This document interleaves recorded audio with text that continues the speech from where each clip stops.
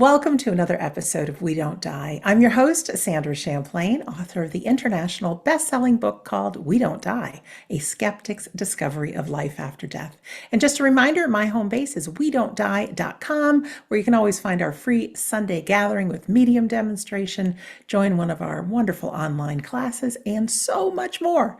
We have returning guests today, yay, who also happen to be two of my very best friends. Kerry McLeod and Dykes are top on my list for proper psychic and medium training, and they are, I think, the hardest working people on behalf of the spirit world that I have ever seen. This past year, they've suffered illness, injury, losses, grief, adversity, but it has not stopped them from keep on going. We're only 6 months into 2024 at the time of this recording, and they've been to several places sharing good messages about mediumship in the UK, New Zealand, Australia, and Canada. They're currently traveling, making time for us today. In the upcoming months, they'll be in Florida, speaking, also in New Jersey and other places. And in 2025, it starts all up again. They also teach many online spiritual and medium classes from beginner to advanced. They host progressive groups, medium boot camps, do private mentoring and readings, and they join me on most of our Sunday gatherings. Wow, they are busy. They are committed. I've interviewed Kerry and Phil many times in the past. In fact, I have a whole YouTube playlist on our fantastic conversations. But in all honesty, even though I've seen them online, we haven't talked to them on We Don't Die Radio in quite a long time.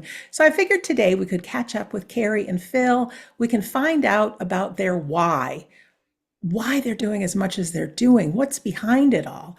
We can have them share some tips about proper mediumship and even communicating with our own loved ones without seeing a medium. We also have some great upcoming classes. And if you haven't heard, there's a documentary film being made about proper medium training, and it's through the eyes and the teachings of Kerry and Phil. You can explore their website, which is mymediumship.com, or they have an app.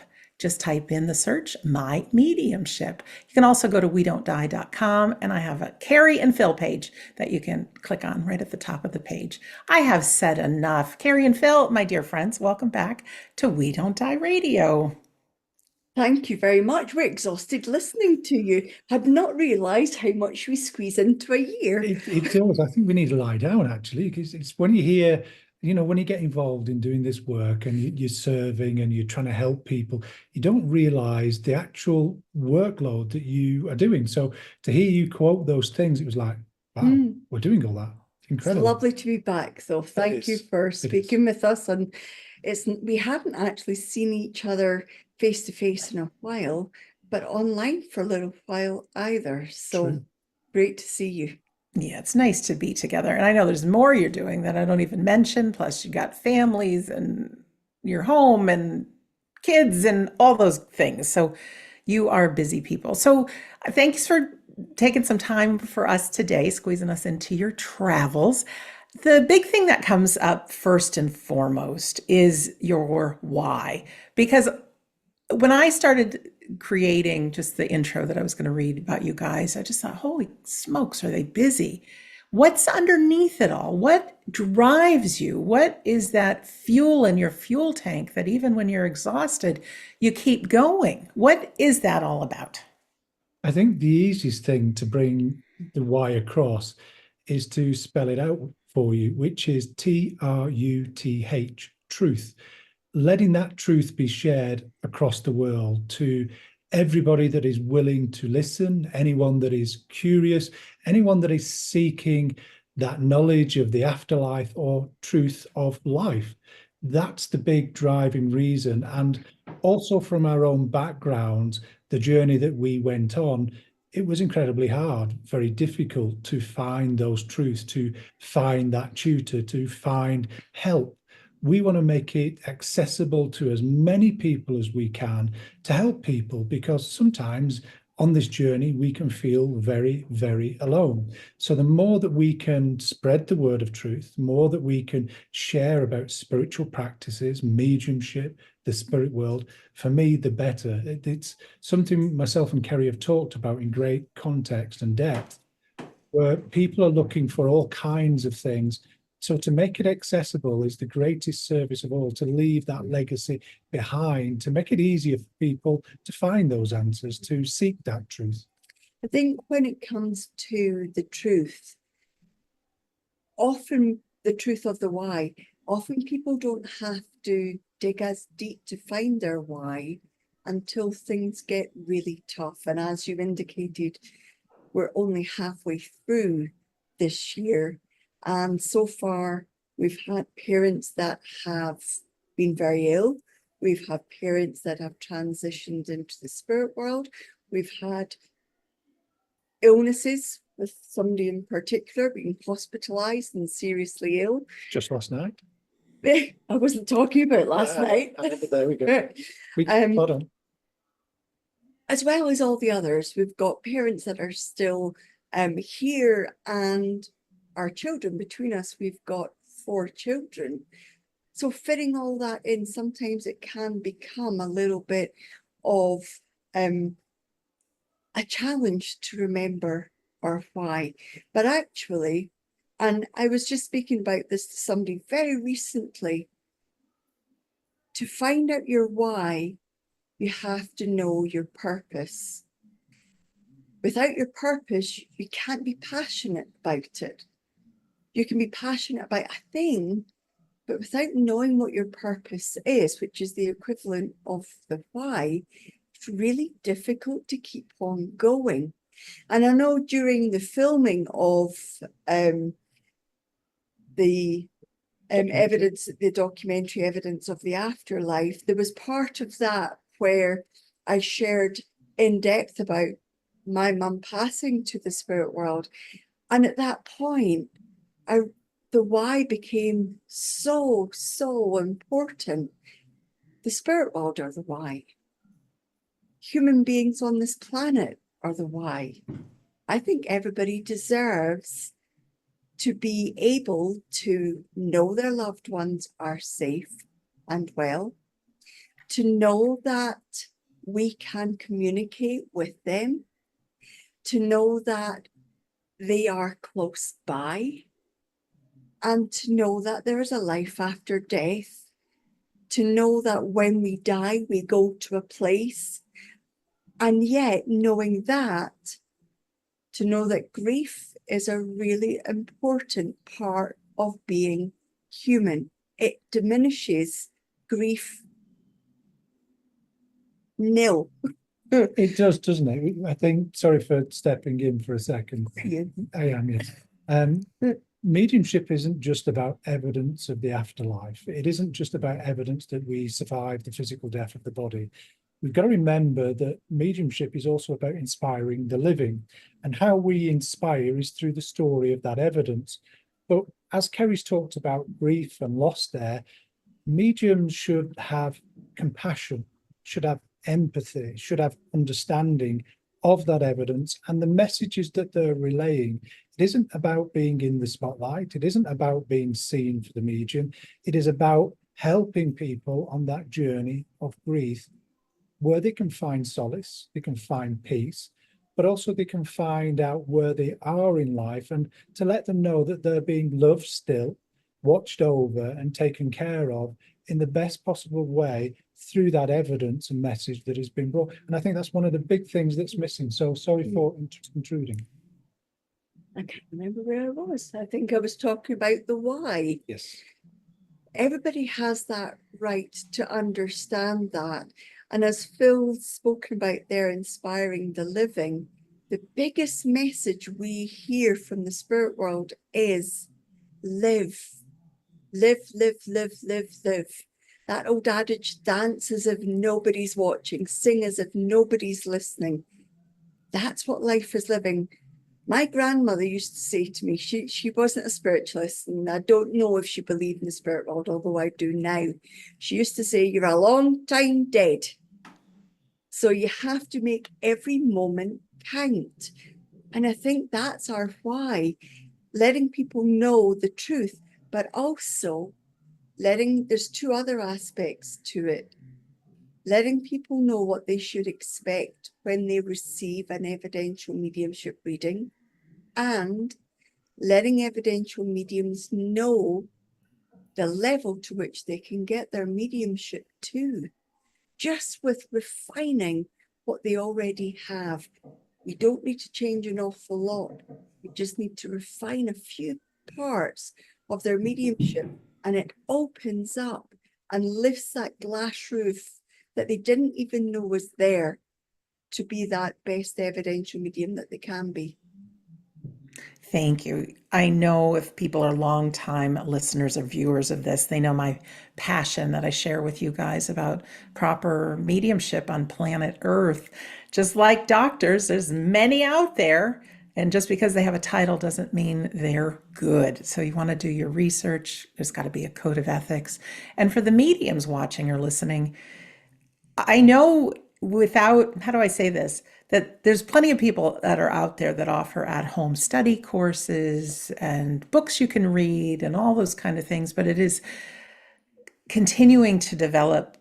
Even my own physician, she continues to learn and to grow and to study and to be on the top of everything. So for mediums out there, you can be better than you are. Park that ego aside. I know we all have one that sneaks in from time to time. It's about the people first. There's a part of every, sorry, Sandra, there's a part of every profession that requires CPD, continual practical development. That'll be for you. Anybody in the UK will remember that advert. That CPD, that it's a requirement of doctors and counselors and teachers and coaches and any type of qualification. And why are mediums no different? They're not. They're not. And we've listened to recordings of Leslie Flint back from the 1970s, and people, profound mediums coming back through his mediumship of independent voice, saying mediumship needs to improve. It's not like it was yesterday. That's from the 70s. And I'm still hearing people say the same thing today, which is we need to improve the standards. Well, there's a lot of talk about it, but what are we doing about it? This is why we're so passionate. We can stand here and say, just like other people do, or it's not what it used to be, or we can do something about it, one foot in front of the other, to say this is what we can do. We can try and raise those standards. I think we've all been or witnessed or heard of horror stories of mediums and everything else. We can listen to those, or we can go out there and make a difference. And myself, I'd rather go out there and try and make a difference, try and raise those standards, try and get that truth out there. And that's that legacy that I was talking about, making a difference. And I think there is a blessing on our part, because we know you are absolutely on board with us. So where there's a will, there is a way. Absolutely. And for any listeners lately, they'll realize I ask mediums, do you have a guarantee? Do you have a 10-minute guarantee? Sorry, mediums, if you're overpriced, you don't get interviewed. It's incredible what some people are charging. And I know my earlier interviews, I was just excited to talk to everybody about life after death. But the current ones, you've got to have that level of integrity. And I think the biggest level of integrity is being willing to say, hey, in the first 10 minutes, if you're not happy, we can stop this reading and you don't pay. And I think that's important. And that puts mediums, I think, on their toes. If you're willing to do that, to me, there's integrity there. I think there's got to be integrity there. There has to be that rule there. And I might view this differently to why that rule is there. But if people proceed past 10 minutes and it's not making sense for somebody, I have to ask the question, who are we fooling? Because it's definitely not just the recipient, it's self as well. So we all have good days, we all have bad days. Let's be honest about it. Some days we're completely off. That is just being honest. But ultimately, that 10-minute rule is there to keep the integrity, to keep the honesty, to really be in touch with the spirit world. Yes, we might have reputations. Yes, we might be what people think are good mediums. But at the end of the day, we're only a human being, and we can get it wrong and make mistakes. As much as we try, our intention is always to be the best that we can, not for self, not for the ego, but for the spirit world, for that loved one that's wanting to communicate, because it might be the only chance they get for that communication. Even in a demonstration, somebody might walk in, and we were speaking about this just recently, where somebody came to a demonstration and I ended up going to them and said, I've got X, Y, and Z, not to give evidence away. And I said, you're here not to receive a contact. I said, I've just been made aware you're very curious and you're not ready because I know this person's just passed. They went, yes. And I said, do you want me to stop? And they said, yes, please. I stopped. So it shows not everybody is a believer. Somebody's coming in to find sanctuary. Somebody's coming in to find a truth. And somebody can be there for the first time, just curious because they have lost somebody. They want to see what it's all about. Doesn't mean they're ready for that contact. So it's having that real ethics and morals behind the standard of our work for self, that integrity. I'd hate to upset somebody or do something against their will. It's all about those emotional reactions and impressions from the spirit world we must follow. I'd like to talk about something that energizes me, and I'm pretty sure it energizes you too. For me, I'm a human being. Yeah, when I'm on camera, I've got the lipstick on, the lights on, all those good things. A smile, the best accessory, my mom says. But aside from this, I've got some bad days. There's stuff that happens, personal stuff. But every time I do an interview and every time I do our free Sunday gathering, I am on top of the world. I remember, oh, yeah, life is an education for the soul. I'm a divine soul. There's love in the space around us. We're supported. This is a spiritual journey for me. I get to share with others. And for me, that's how I stay plugged in. You guys teach the classes. And I also know that you've done many medium demonstrations, whether it's to a gallery of people or one-on-one. Do those kind of things energize you to keep on going, keep on with the why? Absolutely.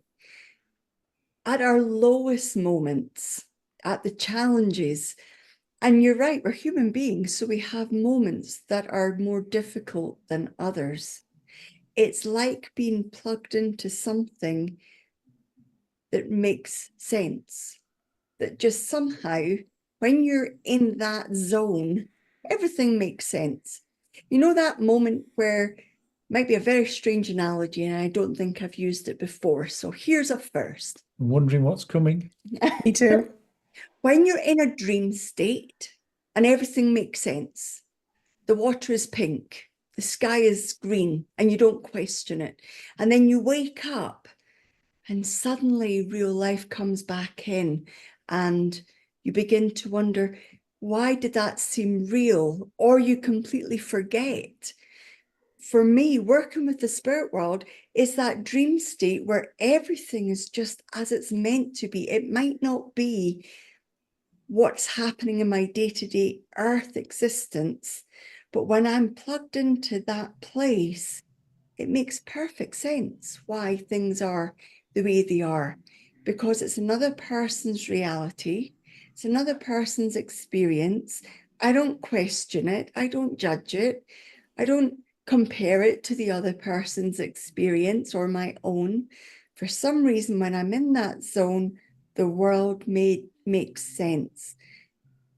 So that's where I go when I have really challenging days, or when I'm reading Reinvigorated. I don't leave private, I'm not in private readings or demonstrations or presentations or talks feeling low and tired. It's the opposite. When I'm doing that, somehow I feel very energized. I agree, when I come out of that power, yeah, real life is still there. If I had a backache, it's still there. If I had a headache, it's still there. If I were grieving, it's still there. But I had a moment where life made sense. And for me, working with the spirit world is that. And hopefully when Phil and I work with other people, that comes across. It's our why. It is very much. And I think, Sandra, you're absolutely on track. We all have Was my bad days. analogy any good? Your analogy was good. Actually, it was okay. I was wondering where you were going, but yeah, it was good. But I think Sandra is absolutely on point. We all have bad days, and we all need that upliftment, that inspiration, re-energizing. And you're right. In your description, when we started, the first 6 months have been quite an effort. Okay, not the workload, but the personal journey. We've lost people and we've carried on working, and I'm not wanting people to feel sorry for us. It's about being in service. It's what we do. You mentioned the Sunday gathering. There's been instances, Sandra, you'll probably remember, where I've had phone calls and messages literally before we're about to demonstrate, where I'm told I've lost a dear friend, work colleagues. And we have to put that to one side, and it hits us. We're only human beings. We get the emotions, especially myself. I really do feel my emotions. So we have to pick ourselves up. But the interesting thing from it is the learning experience. From all the emotions and ups and downs we have in life, we're able to empathize with those people that are coming forward. People think that mediumship's this wonderful thing. Well, it is when it's done properly and we're living it. But to learn it, we have to go through these ups and downs and these bad times and losses and understand griefs in different ways, shapes and forms, not just people, but pets and loss of work or relationships. So we have to experience all that to be the voice piece of these people, loved ones that are coming forward.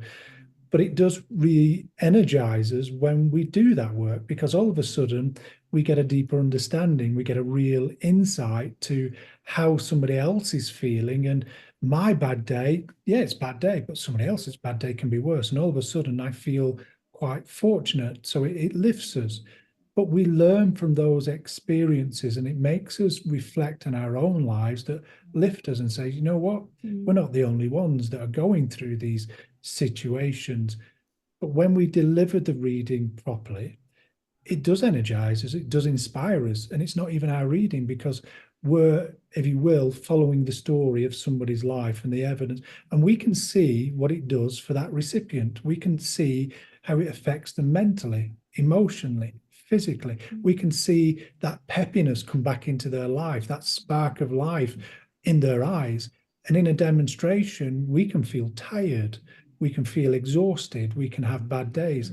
But the moment we connect, that power lifts us and infuses us. And we sort of feed off that. And afterwards we sit down and think, you know, I've remembered what life's about again. I think there was, excuse me. You okay? Because we're at altitude. And yes, we're at altitude, yes. We are, where was I going with that? Oh, when you talk about being re-energized and being in service, and yes, being in service is about being there for people. And I know there was the day after, and I know you know this, Sandra, the day after my mum passed, Phil and I came on to the Sunday gathering. Because where else was I going to be but with the spirit world? Why would I be anywhere else? And I know the first contact that I did that day was of a mother that had gone to the spirit world. Unbeknown to me, because I heard feedback from you afterwards, that the person that received that you knew very well. And for whatever reason, that made a big difference. So for Phil and I, to walk the walk, we have to do what we talk. It's very easy to talk the talk. It's a lot more challenging to do the other. And when we don't get feedback often, but when we do, it gives us clarity and an enthusiasm to carry on through the losses. Phil pushing through into the Sunday gathering, me pushing through into the Sunday gathering over what others might say, no, I'm taking the day off. it's that in what's instilled in us, not because the spirit world force us to, because we chose this path. We chose to work with the spirit world. Nobody pointed at us with a silver finger and said, you will work with us. They didn't. That would be nice, though. It would be nice. Oh, well, I'm going to work for you, but I want this, and this. It doesn't work like that. It definitely doesn't. It's choice. I remember, and I'm blessed to be able to take that choice. Yeah, I remember that Sunday gathering, because I remember sitting at your side, because I know we both needed that support that evening. And I remember just before we were about to work, and I felt your mum come in, and I thought, oh, I'll tell Kerry. I thought, oh no, because I know it will get her emotional. So I thought, keep it to myself. And after the Sunday gathering, I said, oh, and Kerry said, my mum was here, wasn't she? I went, yes. And just to know that even within that short time, people can come back through, but also let you know that they're supporting you, wanting you, because I know with your mother, she wanted the best for you. She wanted you to live life and was always supportive. So to have that moment and that touch and contact was very emotional for both of us. Yes. And for those who don't know, the woman is a very close friend of my mom's. It was her first time on the Sunday gathering. Her mom had passed, similar to the way Kerry's mom did. And Kerry, the spirit world uses the medium's memories and thoughts and things to tell the story. And as painful as it was for Kerry, she saw what she saw in her mind, and it was this lovely lady's, her mom, coming through. And she provided even more details, of course, and shared memories and things, but that transformed her life. And now she's a longtime person coming down our Sunday gathering. And it's made all the difference in the world to stay connected to our community and know that her mom is still around. So as painful as it was on one hand, you did your job. Your mom was part of it to make a difference for someone else. So thank you for that. And sending love for everything that you guys have been through on behalf of all of us. I know personally we've talked, but I know that our community here, I just want to send so much love, so much love. Can we talk a little bit about community? Because it sure feels good to be able to talk to people that speak this same language. You got community through, different places you travel to, of course, but also your online students, our Sunday gathering family. Let's talk a little bit about community, because I think it really helps to have like-minded souls that we know that are in our corner. I think what you've said there is very important. You've expressed it as community. Myself and Kerry, we like to say family, because that's what they have become, family. And as family, as a true family that we can choose, they look after you, they support you, they're there for you with their words, their quiet, their silence, or just their presence. And we're extremely proud of that community between the three of us that we've built up by sharing truths, by wanting people to progress. And when I say progress, me and Kerry talk about mediumship, but everybody that we teach or educate or try and talk to make them better, we want them to be ambassadors for the spirit world. We want them to be better than ourselves. And that's something we often say. And it's that mentality where we share so much with them that they build a friendship. I mean, we're finding out stories now that people are traveling to meet this family member through the community in real life, and it's a big celebration. So for me, it's kept us all going through that awful time we had called the pandemic and COVID, but it's still carrying on. And we see some beautiful messages between them all and supportive friendships. And we hear stories where people go through hard times, as we described, and they're there for them. And people are not just saying kind words, they're going out of their way to go and see them, travel. I know two of the family community just recently, they've traveled thousands of miles just where they can have a cup of coffee.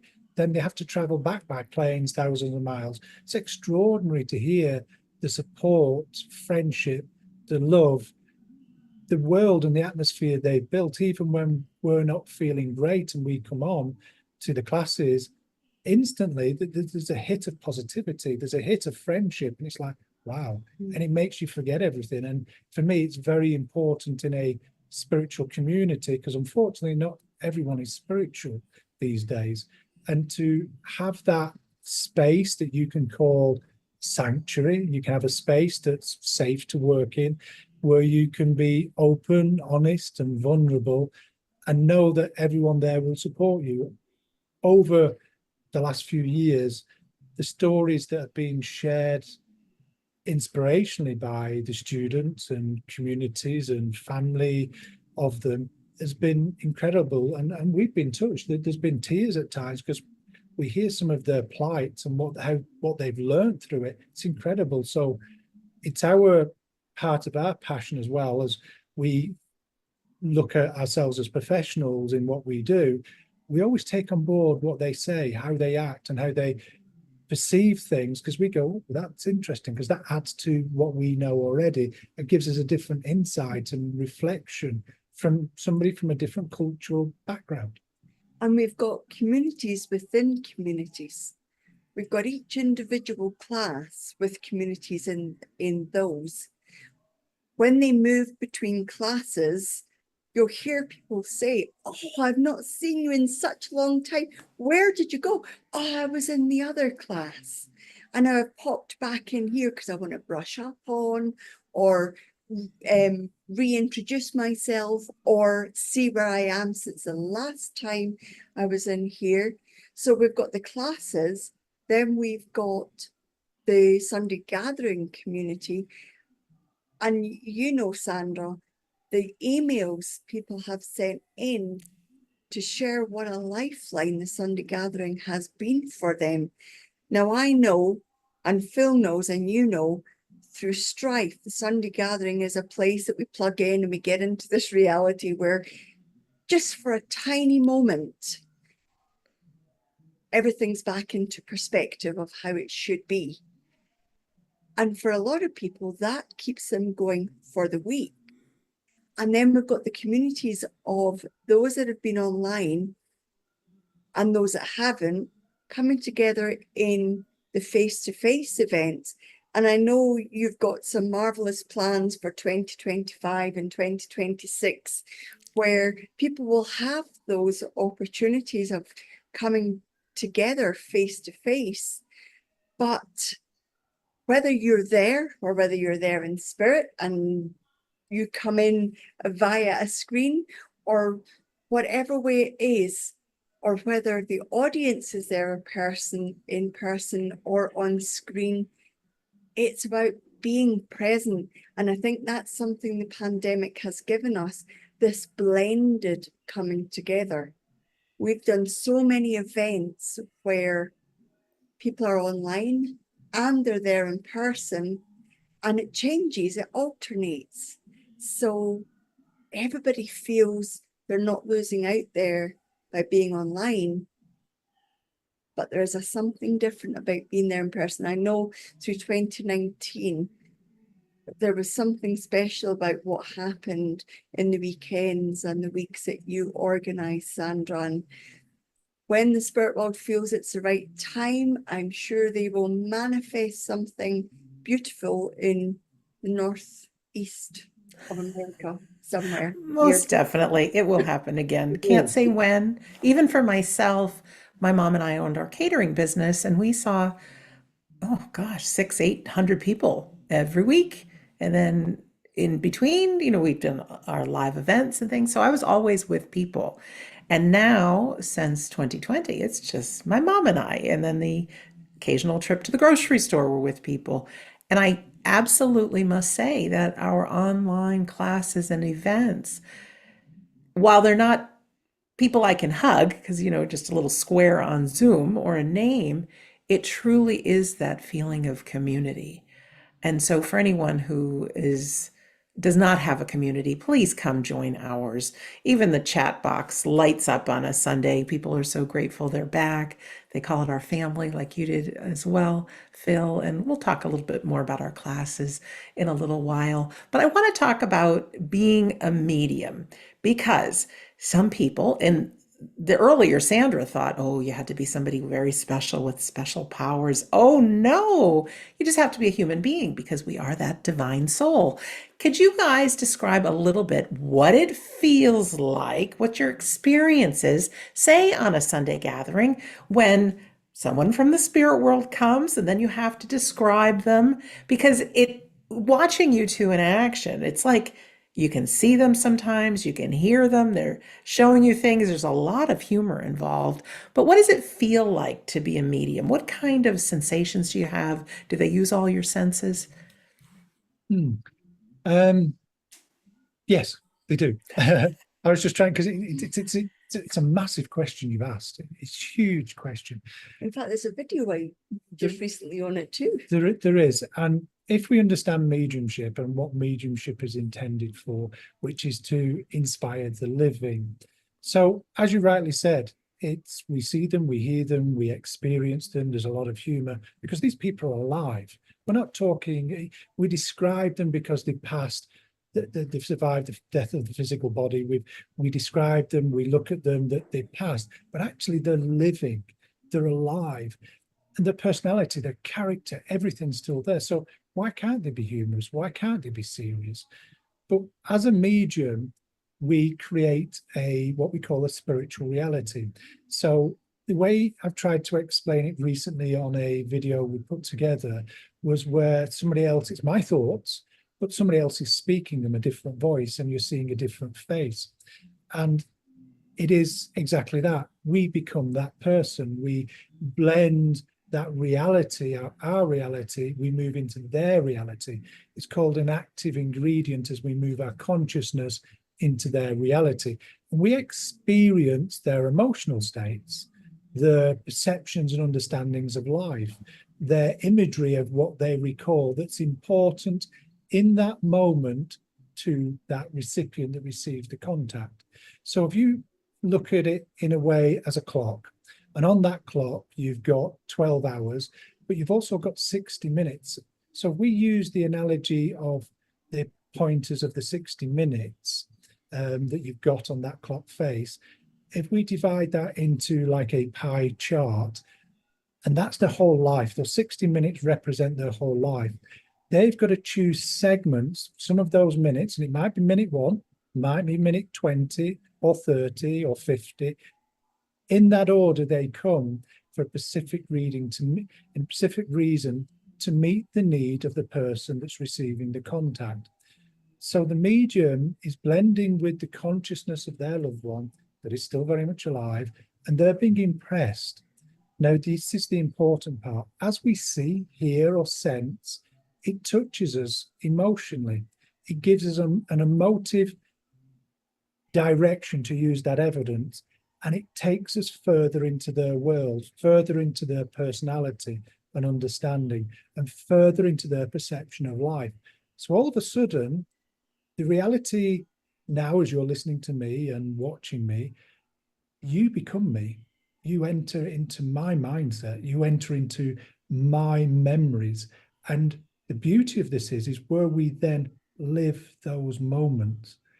And you can't get away from those moments because every part of your essence is in those moments, feeling, having those sensations, perceptions, mental movements, physical reactions, and all that put together helps us make our statements, not questions, but statements.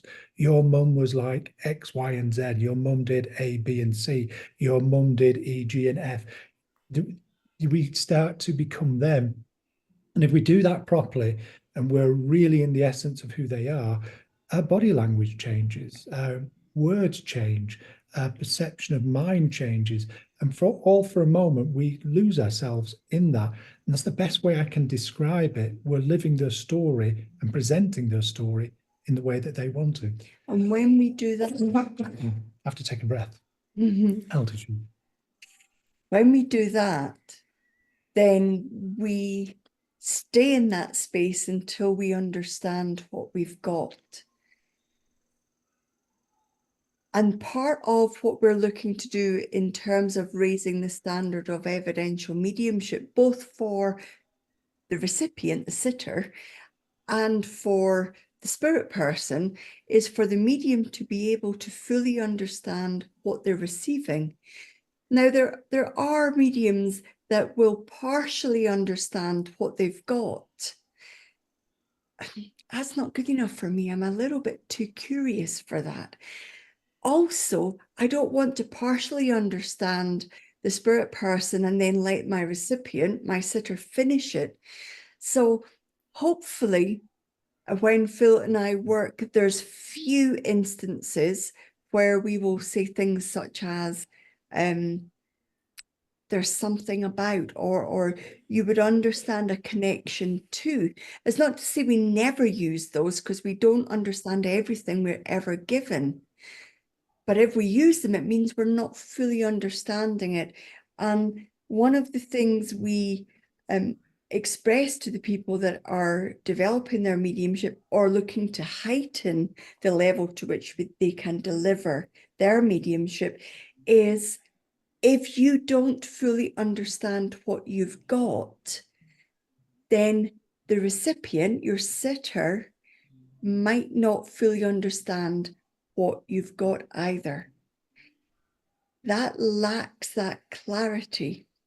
So to stay in that space, that spiritual experience, that alternate reality that Phil's speaking about, allows you to fully experience whatever you're being shown, or what you hear, or what you see, or what you feel, from beginning through to end.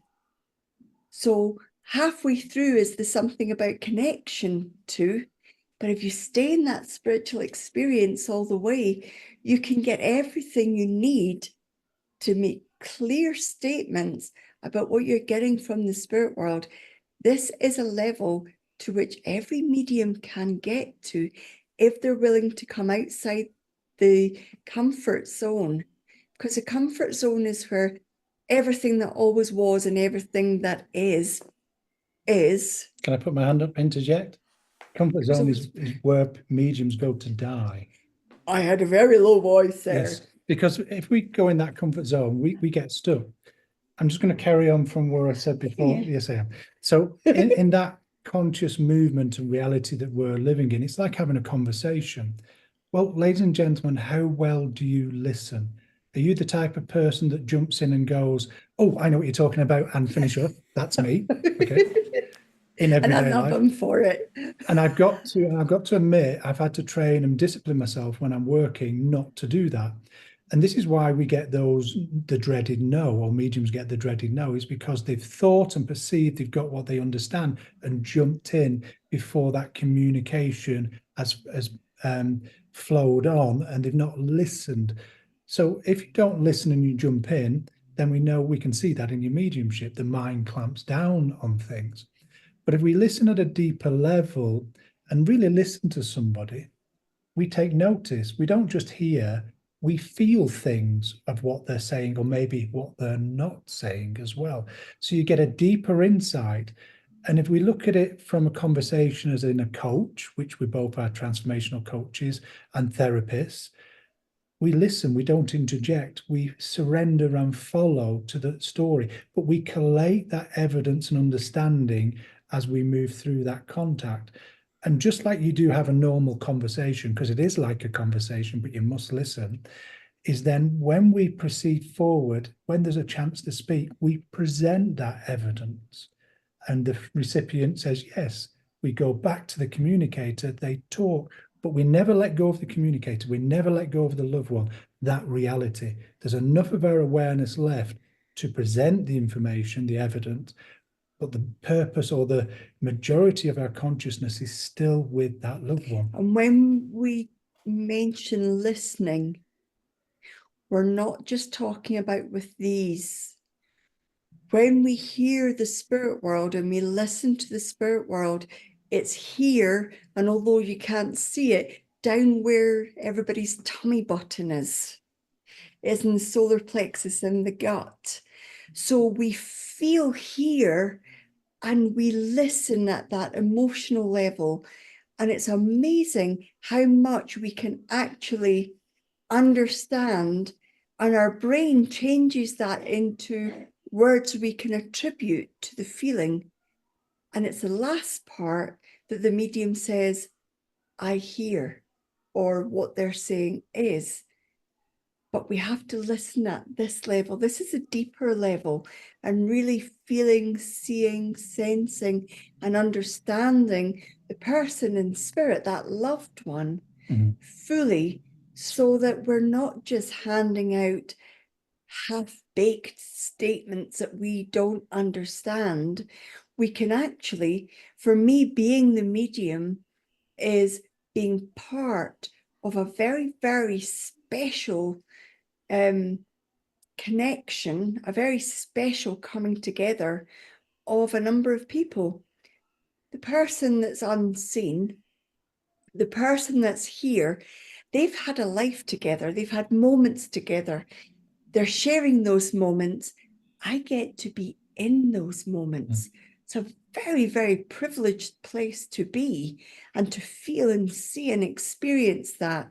How much trust from the spirit world does that take to welcome in a complete stranger, have very precious moments spoken about, and then to maybe never have any contact with that stranger again?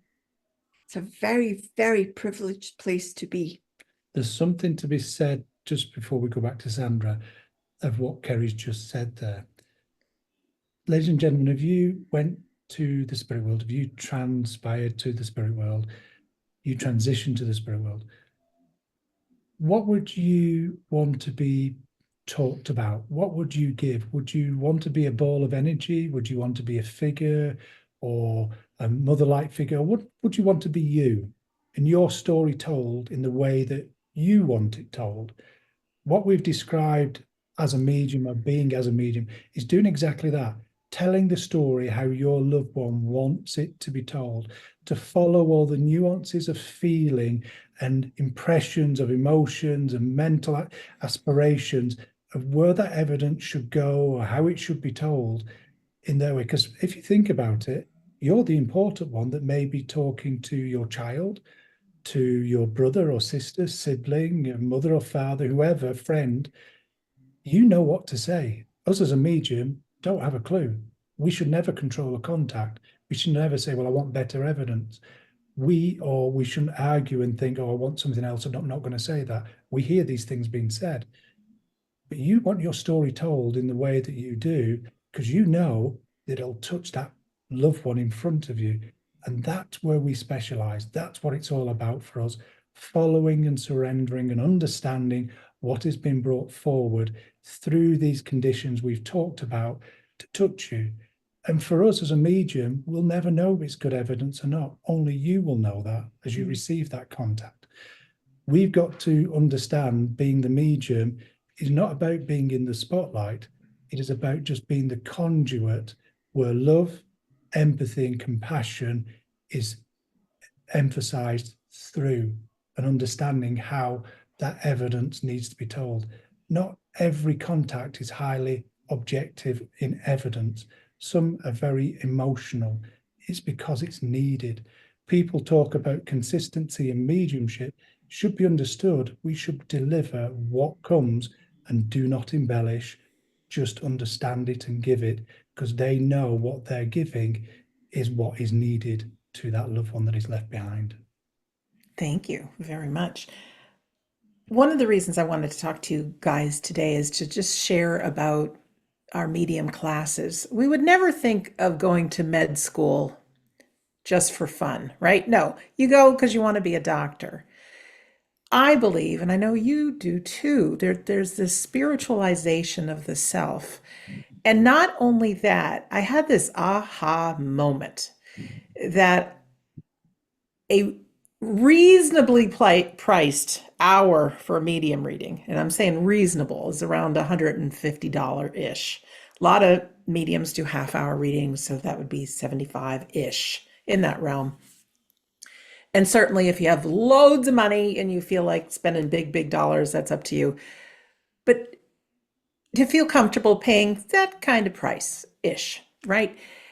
And then it hit me that we have these 6-session classes for less than that $150. 2 hours each time we're together with the recordings, with the community. And unlike going to medical school, you can take classes in mediumship to learn how our souls communicate, to work with other people, to learn how our psychic sense works first. Of course, mediumship is just a portion of that. And it hit me because so many people are looking, oh, who can I go to for as a medium? But our loved ones work with us and our partners in the Zoom room in classes. I know I've experienced miracles within those classes. I've had loved ones who have passed that have never come through a private reading or a demonstration. My grandmother, my dear sweet grandmother, would never be in the front of the line to be on our Sunday gathering, but to practice in our medium classes, they're right there.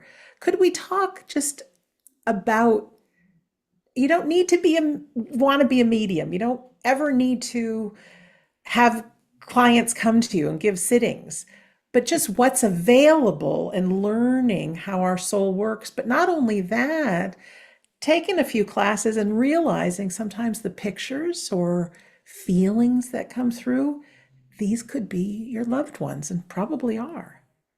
I think there's a lot to be understood, excuse me, That'll about be the attitude. that'll be the altitude. A lot to be said for developing mediums, for those who want to be mediums. I've always, it's probably my mantra, the biggest threat to mediumship is mediums out there that are either poorly trained or not trained at all. That's the biggest threat, full stop. However, there's probably 100 for every one of those. There's probably 100,000 people out there that want to have contact with their own loved ones, that don't want to go anywhere near doing public readings or doing private readings. And that's the majority of the questions we get asked is, do I need to want to be a medium? Absolutely not. In the Wednesday class, the soul to soul class, it is about, you're right, understanding your own soul. And then you find out when you're working with somebody else, what you think is yours is actually theirs with a twist. Builds confidence. You then take that a step further and you dare to explore it a little bit more. You find out that their experience at that deeper level is the same as yours, but not quite. You dare to take it a bit deeper. You find out that their experience is slightly different to yours. You get curious, you go even further, and before you know it, you have somebody else's life experience in your mind. It's in there, can't be lost, can't be taken away. The more you do that, the more you are taking down your own memory lane, because as you're reading somebody else, your own mind is triggered. Oh goodness, I'd forgotten I did that with my dad. I did that with my aunt too. I remember taking my son to the circus. I remember taking my daughter swimming. And your own soul is touched in that moment as your loved one comes in. Now, in the soul to soul, we do introduce mediumship, but on the Thursday class, where we work purely in mediumship, we know that students on that class have said they've received, like yourself, some of the most profound readings they've ever received. The trick is everybody on the classes is told nobody's here for the reading. Everybody's here for the learning opportunity. So if I'm working with Phil's loved one gives me the opportunity of learning. So I feel no pressure to get it right. In fact, we often push people to get lots of no's. So if the pressure's off me, Phil's loved one has an open book, because I'm under no pressure. We all know when we're under pressure, we get it wrong, or we lost the answer, we just can't, it's on the tip of our tongue. And so some of the best readings that Phil can get is from me when I've no pressure on. And that's, we've had so many emails for that. But then something magical happens. People get a taste of it. They come back. They explore it further.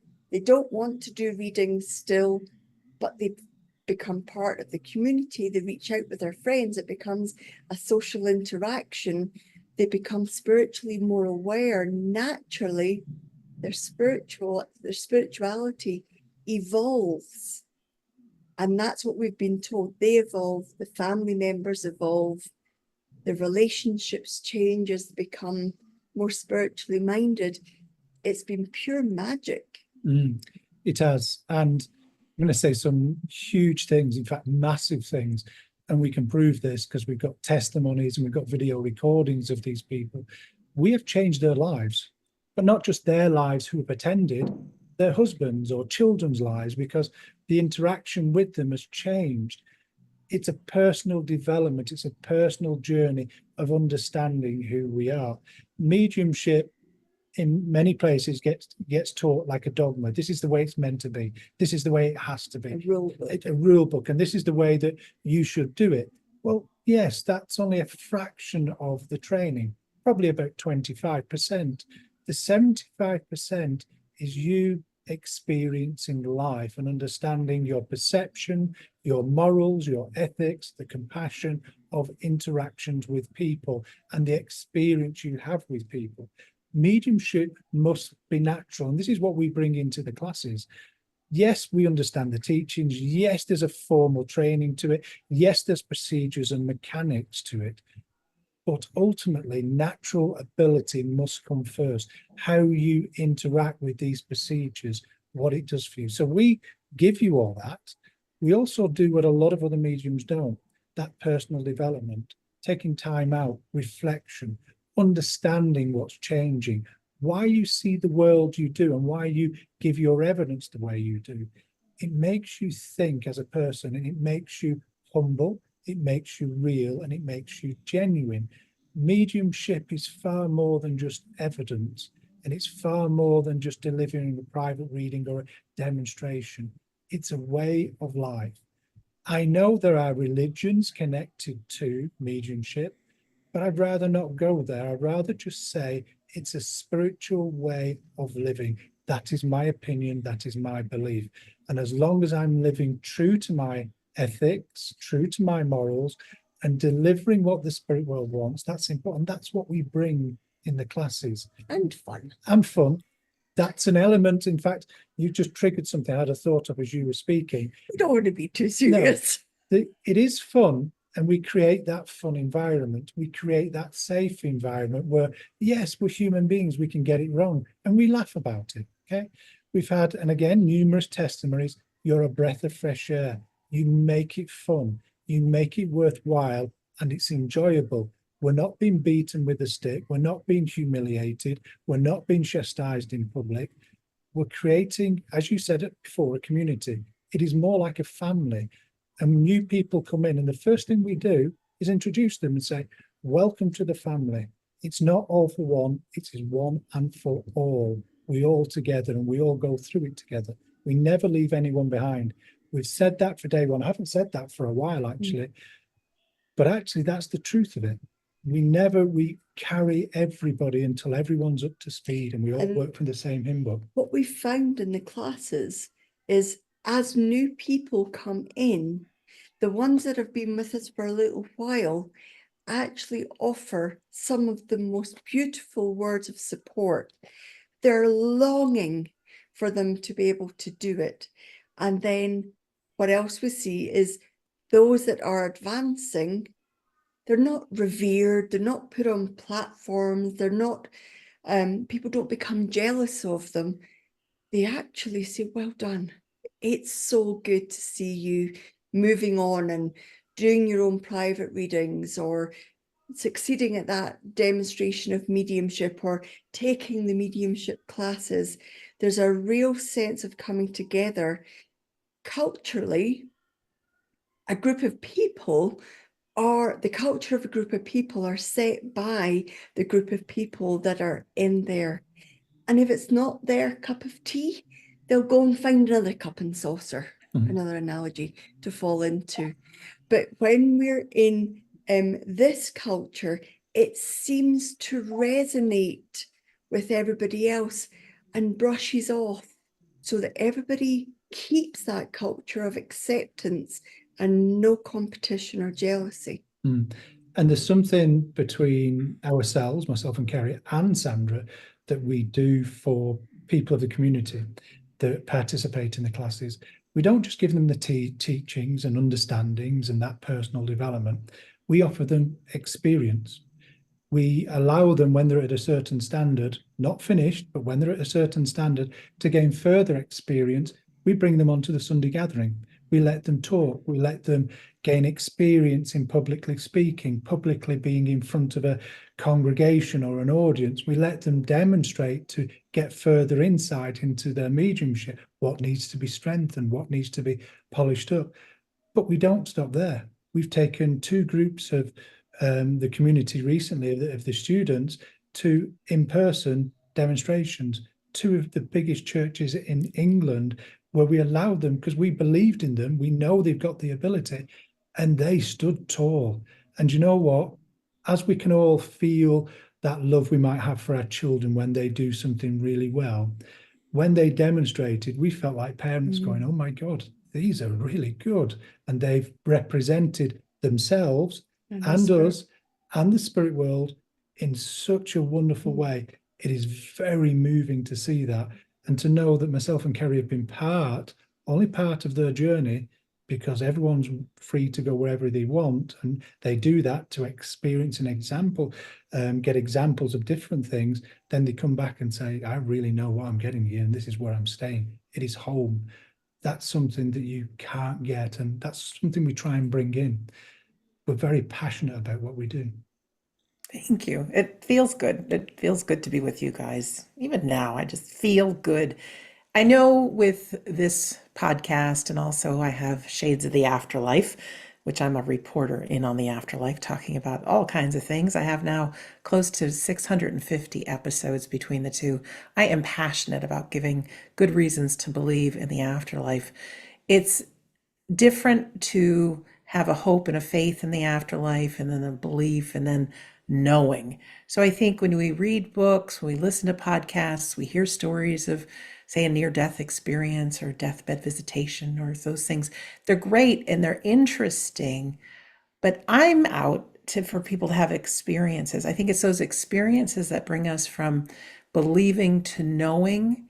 And yes, we might get a sign, we might hear a song that our loved one loved and might come on the radio, but it's easy to just chalk that up as to, did that happen? Is that my imagination? Am I making this up? When we're in a class together and you get the structure to understand how our souls communicate, even our deceased souls communicate, there is no mistaking these experiences, because it's not you. These images, these feelings. Once I felt a little bit drunk. I felt the taste of beer and cigarettes, and I felt myself with my face flat on the floor in one of your classes. And I thought, okay, that's not a memory of mine. I drink a little, but I don't smoke, and I don't think I've ever been flat on the floor. And describing this person's loved one, that was a common occurrence every night. So that, and I felt it, and I smelled the cigarette, and I tasted it in my mouth, and the beer all mixed in together. To have those experiences, that brings you from the believing or faith into knowing. And that's a challenge I have for everyone, because in our own minds, our minds try to convince us that we're better off alone. Shy back, don't get involved with people. Don't go out on the skinny branches. It's dangerous out there.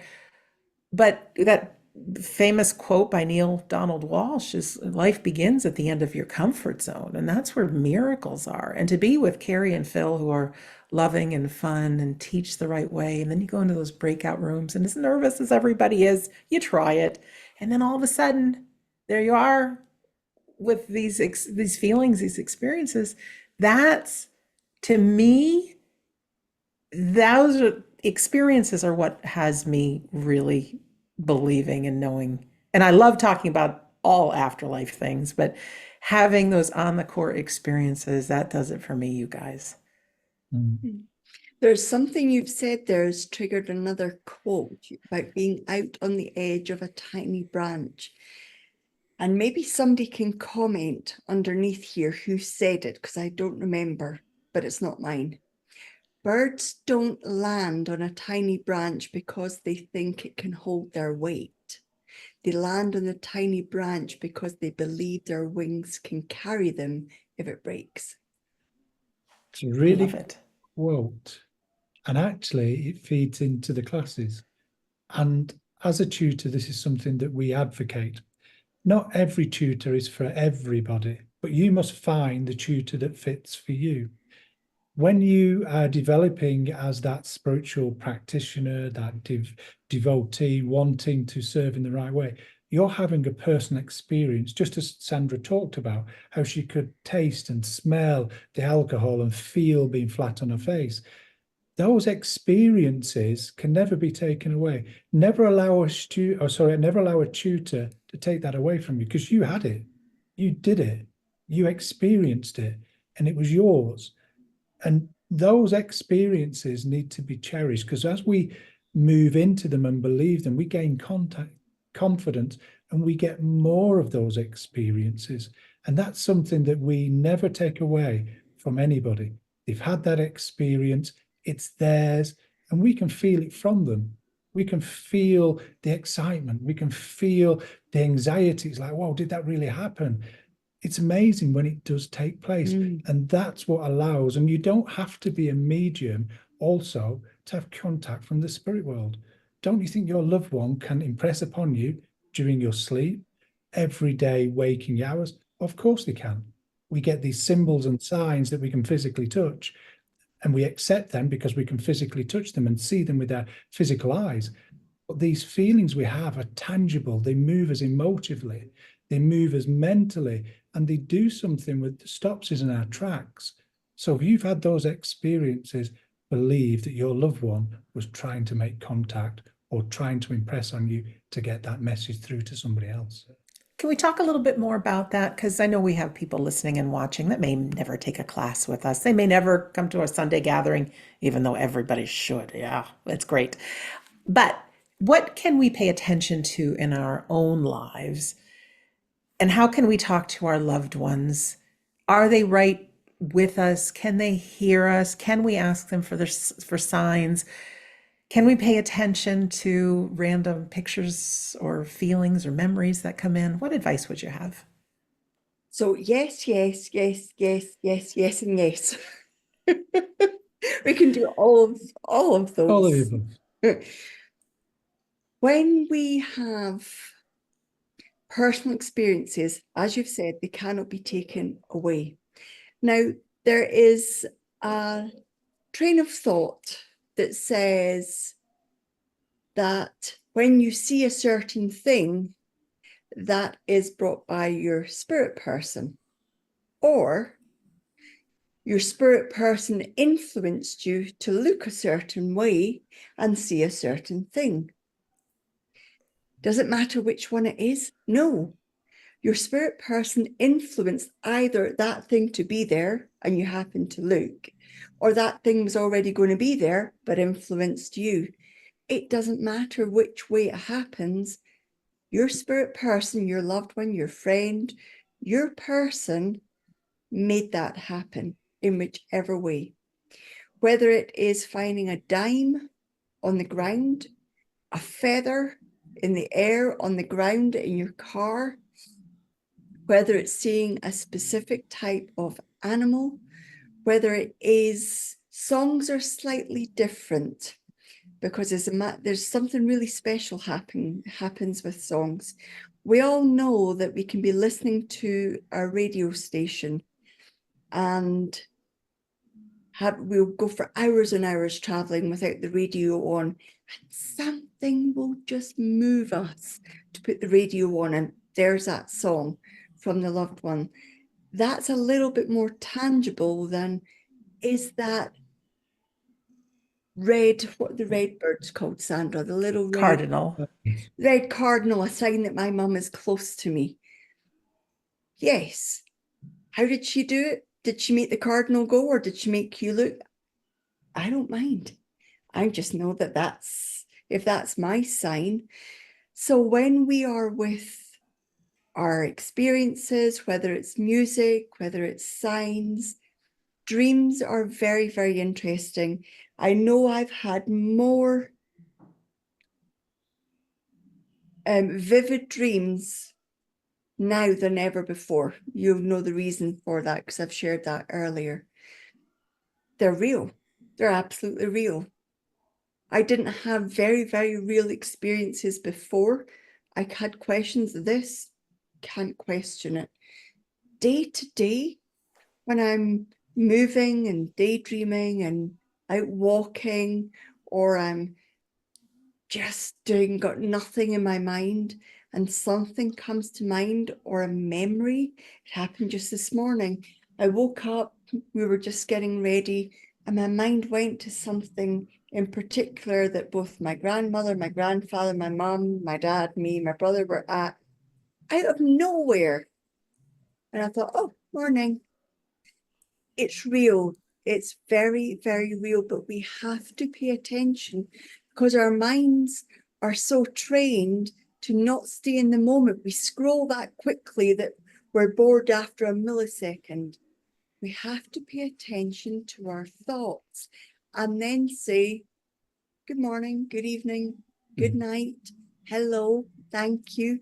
Pay attention, because when you do, more will happen. And it's interesting because you asked the question before, what's it like to be the medium? Well, all of you out there experience it at some point in time in your life. Now, I agree with everything that Kerry said, but there's no but, but I come at it from a different way. I like the science, the understanding, the mechanics, and I know Kerry does as well. We know that all those things that Kerry's talked about happen, but there's a magical moment when those signs, symbols, music, all kinds that trigger memories, that happens. You move your consciousness into that world of memory. And when we move the mind into the memories, emotional reactions happen with us. So if you picture whatever right now reminds you of your loved one, and you see that or hear it or experience it in some way, and it can be a random word somebody says, oh, my mum used to say that. At that magical moment, your mind moves to that loved one, because your loved one is only a thought away. They're already in that moment. They're already in that moment because they see everything you do. Now, just recently, we were doing private readings and we stop in the middle of it. And I said, I know you've just told your mum that you remember this, this, and this. Or if you can talk about it, here it is. Okay. And she went, oh my God, my mum heard me. It's like, yes. In that moment, the reality, the consciousness goes to the same place as where your loved one is. So let's use a different example. Let's say you find a penny on the ground. Is it chance? Is it synchronicity? Was it placed there? But in that magical moment, your mind goes to that loved one. In they come, and you have that memory. Oh, I've got a feeling of them. This is why we're big advocates for signs and other things, evidentially, but we know the process that happens. We would never say, oh, that wasn't your loved one. That was just this, and it's just synchronicity. There's a moment that the mind moves to the reality where your loved one is, and we meet together. And that's why we become emotional, because they're there, they're in that moment and able to impress us. People think that mediumship is just about that one fact of evidence. That's one of the biggest lies told. If we give you an element of a piece of evidence that resonates wholeheartedly, 100% with your loved one in the spirit world, that person's given it purposely because it evokes other memories, other emotional situations and experiences you've had. So when it comes to sitting and experiencing our loved ones, just sitting in the silence, thinking about your loved ones, automatically moves your mind to that place where they can come in. if it's the right need and moment for it. We can be in a supermarket, we can be driving the car, we can be on top of the tallest tower in the world. You can be in an aeroplane. That's happened for me. And the loved one comes in and they have profound memories they bring in, or words, or actual feelings of love. Because if I'm in the spirit world, God forbid, you'd haunt me, you'd be a nightmare. everything. And I know every time he finds a dime, he thinks of me. Actually, you've I'm- just taken a memory back to a dime that we did find. Yes, That's how it works. I'm going to drop I'm either going to make people drop dimes, sorry, or I'm going to draw his attention to every single dime there is out there, because every time he sees a dime, I get the emotional hit from him when he goes, "Love you, darling." Yes. So if we just take Oh. that example of the dime. You can live in hope. No, okay. I do love you very, very much. Beyond words. If we could go to that example you've given about the dime, and we're going to use real life experience. We found a dime yesterday. So my mind's got back there. So my mind's gone back to yesterday, but it's also gone back to the moment I found it. And all of a sudden it's like, oh, yeah, when I went to that medical facility, Kerry was with me. She was supporting me. All of a sudden it reminds me of the love and support that I get from my partner. That's what our loved ones do. These are significant, important memories. And as a medium, we've got to understand why these elements of evidence have been brought in. We must dig deeper into them. We must engage with them, actively go into them to unfold them, to get that full story that really hits home to that recipient that's receiving the message. When you get a sign, a symbol, or a song, don't just say, "Oh, thank you, I wish you were here."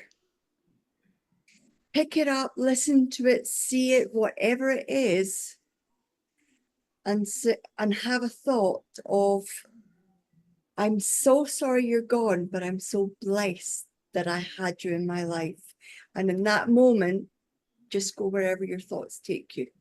You can be your own medium. Maybe in however many hundreds of years, we won't need people calling themselves medium, because the novelty of will worn off, because we'll all be one. I like it. I like it. I'd like to talk a little bit about the film, the documentary. And what made me think of this is our filmmaker and friend, Robert Lyon, was telling us that he's had times that he's had not any change or in his pocket, no dimes, pennies, whatever. And he's been in his car and he gets up and they're underneath his butt. He's been on an airplane. He stands up under his butt. He's been in a hotel room and all of a sudden, after taking a shower, he goes back in, there's change in the tub.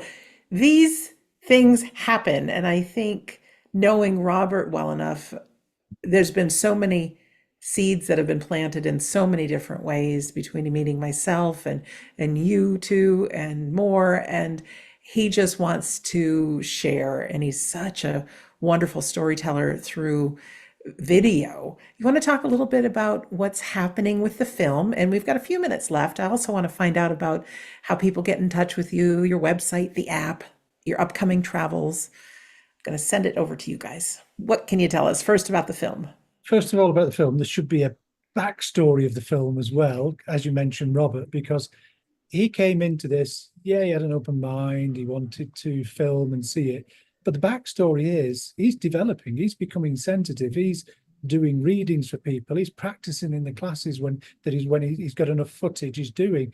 And his story is phenomenal, sort of thing. If you can see a cameraman, news reporter, Emmy Award winner, fascinating engineering mind that's now doing this. So it's an incredible thing because he's learning along that film. But the way he sees things is unique. We've seen tiny little clips that is sent to us that give nothing away, and we think, oh my word, it's phenomenal. How his vision is incredible. But he doesn't interfere, and everyone says the same thing. When he's recording, it's like you don't know he's there. So he's magnificent at his job. He's got a wonderful mind. He's developing that mediumship. He's very interested in it now, and his mind's open to it. But he's followed us around everywhere, but he's in that stage now, putting it all together, and we're excited about it, not because we're the subject, but actually because we want, as I said, our why, that truth to be out there in a way that talks about mediumship, to show people what we're talking about. I think there's a lot of footage in various films and documentaries and series where a private reading or a demonstration of mediumship is given, and it's maybe a 2-hour demonstration narrowed down into maybe 3 or 4 contacts, and those 3 or 4 contacts are maybe 15 minutes long, but they're shown as a minute and a half.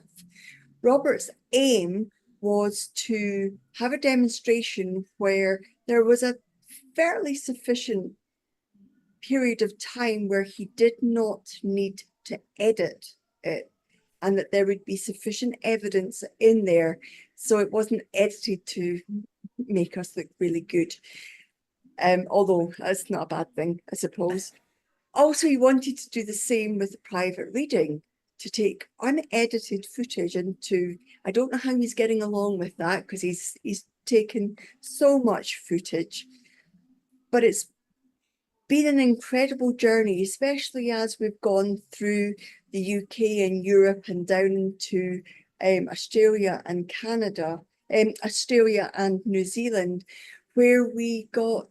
There is a bit in Canada. There is a bit in Canada as well, where we got a fantastic insight into the way his mind works and where his vision is. And I think there was a conversation we had, might have been when he visited us in the UK. Oh, because he came round the house and... He went to where Oh, Phil was grew up. We went to where I grew up. We went to the areas that we met, told our stories there. I don't know how he's going to cram all that in. But we were sitting down having dinner, and he told us his vision, and we both looked at one another and said, we're in the right place. This is the right person. He completely understands our intention. Integrity. And he completely does it with the same integrity and work ethics. He's completely in tune with what you, Phil, and I are all about. And it made me relax, because I wanted Robert to say where he was and how he saw it going. And these tiny little snippets are now a bit easier for me to watch, because I trust that his vision is where I think it is. It's a really difficult thing to hand over your story to somebody else's vision, but I firmly believe you'll do a fantastic job. I do, and I know everyone that has donated to the making of this film, you'd be happy to know that 100% of it has gone to Robert to do Get the him film, to the places, getting to the places, helping with buying the equipment, but also putting it all together, because he's going to spend hours, if not weeks, if not months, putting all this together, where he's going to have to spend full days there. So that's where all the money's going to. It's an incredible thing, and so generous of people to donate, and still donating as well, because every penny counts towards him and what he's doing. What's the saying? Watch the pennies and the pounds look after themselves. Yes. So, but the amount of painstaking work, I mean, he comes and films us, and where we were demonstrating in Australia, he spent hours. I think I fell asleep, gone to bed, woke up in the early hours. He's still there working on it, putting it all together. It's incredible. It is. He's and then he went out and filmed for another day, but he did sleep that night. Yes. I think he was slightly jet lagged too. He was. A shout out to Robert for sure. And I know with myself, I know just recently on our Sunday gathering, I told a story about a gentleman who lived to be 110. And at the age of 94, he was driving his motorhome with a young 62-year-old lady around the United States. And they hit 43 out of the 48 connected states at the age of 94. And so lately I've really been thinking, I'm 58 now, and I always thought, getting this age, getting old. But now I've got a new look at living life. Yeah, we can go into the late 90s and the hundreds. And I know I'll continue and you guys will continue as long as we can, and we will from the other side. But having this film and also having your students out in the world who have gone on to be mediums, this is your legacy. This, and I know for me, it's these podcast episodes being out forever, continuing.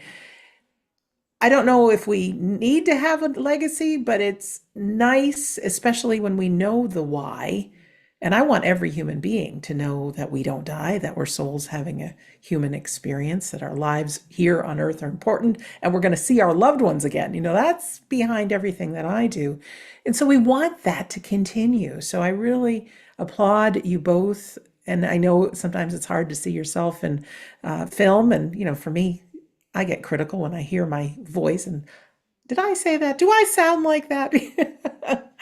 But it makes a difference because we never know who in the future is going to see the film or get a reading through a student that you may have now, that it makes such a difference. And all these things that we share can give people their life back. And I think grief has the power to really kill us. You know, some people do take their own lives. Other people just stop their lives because they're in so much grief. But having a good medium reading or one of these other experiences gives people their life back. And I'm really proud that we're friends and that we get to share this together. Absolutely. Us Thank too. you, guys. Absolutely. It's been, what a journey it's been from where we met back way before the pandemic to now. Who would have thought the spirit world would create this? Exactly. And I think you're right. I mean, we don't have to leave a legacy, but it's nice to leave something behind that may help somebody. And we know that not everyone is in agreement that it should be on film, that it should be, or the rest of it. But actually, if we can leave or plant a seed of hope, then who knows where mediumship, spirituality can go and how many people it would touch out there. I mean, over these last few years, through the film, through the online classes, we've met so many people from different religions I've never heard of that are curious, that are wanting to find the truth and understand it that little bit more. People have wrote books about it. Students have wrote books. They've included us in it. It's not our intention, but it's all about we're making a difference. That's what's behind all of this. And everybody watching this now has the capacity to plant a seed in somebody else. Beautiful words. Well, how can people find out more? And what's on the horizon for you if somebody would like to meet you live? Okay, so our website is www.mymediumship.com. Our email address is mymediumship@gmail.com. Correct? I'm following. The app, whether you are on Android or iOS, I'm speaking a language, I'm waiting on being corrected any second. If you search My Mediumship, you will get to the app. There is tons YouTube, of free resources on there. Lots of talks, lots of addresses, lots of free demonstrations. There's lots of free resources on there if you're at all curious. And our YouTube channel, My Mediumship on YouTube, there are lots. I don't know how many now. I think we're up at 50 odd or 60. No, there's about 100 and odd different little videos up there, but we've done a few things very differently, get my words out, put my teeth back in, differently recently, where we tried to not just do little videos of X, Y, and Z, but we're trying to educate people, get them to see what it's about and give them different thoughts, keep them up to date.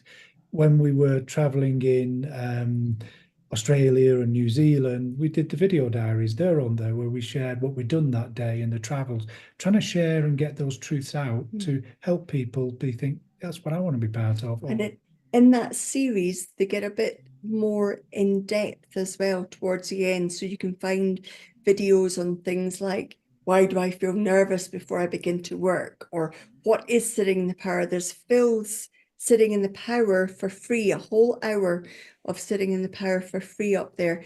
There's other things like Robert Lyons helped with that with all the videos. Yes, he did. There's lots of topics up there, and we're just adding to them because we've got so much time on our hands, Sandra. You don't sleep.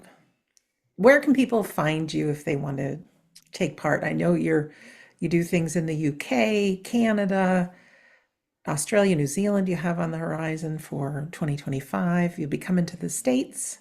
Yes. We are publicly speaking. We're doing Sunday Divine Service at Cassadaga Spiritualist Camp in Florida.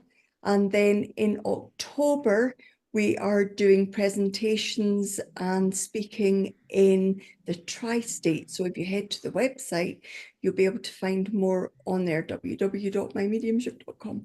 Yes. Tri-state meaning New Jersey, yes, Connecticut, New Jersey, New York, in that area. Connecticut. And for those of you, because we know we've lots of people who are south of the equator, we already have dates for Australia and New Zealand for 2025. March through April, we'll be in Melbourne, then Sydney, then Adelaide, and then Auckland through March and April 2025. Again, they're on the website. But you don't need to travel to see Kerry and Phil because Tuesdays, Wednesdays, and Thursdays, you can take a nice class online. You can find out about all of that either at mymediumship.com or go to wedon'tdie.com. I've got a page there that says at home courses. You get replays of the classes, all of them. And also there's a wonderful Facebook group. So in between classes, you can practice on other classmates. If you need to do the class by watching the videos, utilizing that Facebook group is really good because then you can practice all the exercises. Because we know time doesn't always work for everybody. Can't always be at each and every one. But it's wonderful. There's so much we do online. And of course, we've got that free Sunday gathering. Happens 2 p.m. New York time every single Sunday. Every single Sunday. It's going to outlive us, you guys, that Sunday gathering. I know it will. But I love it, and it's fantastic. Any closing words from you guys before we wrap it up for today? I think people have seen our truth, our why, our purpose, our message that we want to get out there, but also those truths that we can, all of us, connect with a loved one. Remember, when you have those moments, you think about them, there's an instant connection. They are only a thought away. But everything, whether we're traveling or on the online classes or the Sunday gathering, we're bringing all those experience into every class and thing that we do to help you develop, to help you find your truth, to help you find that place where you fit in the world. And it's important that you understand and hear this. You are a special individual with a unique perception of life that is worth every single ounce of weight of who you are, and you have a story to share. That is the truth. You deserve to be out there spelling and sharing your truth with everybody you meet about the way that you see life, the way that you interact with life, the way that you want to share it. And that spiritual development, that afterlife is there with everybody in some way, shape, or form. I think what resonates most with me and what gives me comfort is that there is life after grief. It doesn't mean the grief goes away, because it doesn't. It doesn't mean it disappears, because it doesn't. It doesn't mean that the pain gets less, because when it hits, it's as painful as the first day it happened. But there's life after grief. Whether we want to be a medium, a psychic, or have contact with our loved ones, there is a life and a path towards that. We know, and in your heart of hearts at home, you know what your loved ones would want for you, what your person would want for you. They would probably be pulling you up by your breeks, is a good Scottish word, by your trousers, and forcing you to walk forward and walk your best walk and have your best day and be the best person you can be. It's our duty to do that in their honor. So plant that seed, do your best. Well, Kerry and Phil, thank you so much for being our guests today. Been an absolute pleasure, Sandra. Thank you so much for asking us, and the friendship, it means so much to us. Oh, ditto, I feel the same way. And for our listener or our viewer, thank you for taking the time to be with us. If you're interested in taking one of our classes, please do. You can also email me anytime, sandrachamplain@gmail.com. I love to hear your stories, your signs. If you have a question about one of the classes or you want to get started, don't listen to your mind that often says, I'd rather be alone. Be with people. And I tell you, our online family community is priceless. So shout out to all of our online family. We love you as well. Don't forget to visit Kerry and Phil's website, mymediumship.com, my website, wedon'tdie.com. If you don't yet have a copy of my book, We Don't Die, and you'd like a free PDF copy, on that main page at wedon'tdie.com, just scroll to the bottom, enter your name and your email address. It says you only get the first few chapters. The secret is it's the entire book. Chapter 10 is about grief and how to survive grief. And I think it's the most important words. And sometimes we need to understand what we're dealing with first and what naturally happens in the grieving process, what's in your control, what's out of your control, and it'll give you some power. And the other stuff in there is good too. Also, I have my second podcast, which you can find on your favorite podcast app. It's called Shades of the Afterlife. It's hosted with our friends at iHeartRadio and Coast to Coast AM. It's me reporting in on the afterlife. So there are a few episodes that are me interviewing one guest, but mostly it's me reporting on all the different reasons to believe. So I'm really proud of that. And I'm very close to 200 episodes. Oh, there's a lot that I have been doing, and it feels good doing it, and it gives me my purpose. It does. It really does. So in closing, my name is Sandra Champlain, and I'm always so delighted to be your host on We Don't Die Radio. I do believe that life is an education for the soul and that your life here on earth is important. You truly are one of a kind. You're special. No one else has been through your journey, all those hardships and joys. There's a purpose to them. I think each and everything you've experienced, you've got that wisdom to help another person. And I think when we can put our eyes on another, it makes our lives a little bit easier. You are wise more than you know, and you are so very special, and you're supported by loved ones in the unseen world around you. So I really want to thank you for listening or for watching, and we'll see you again soon.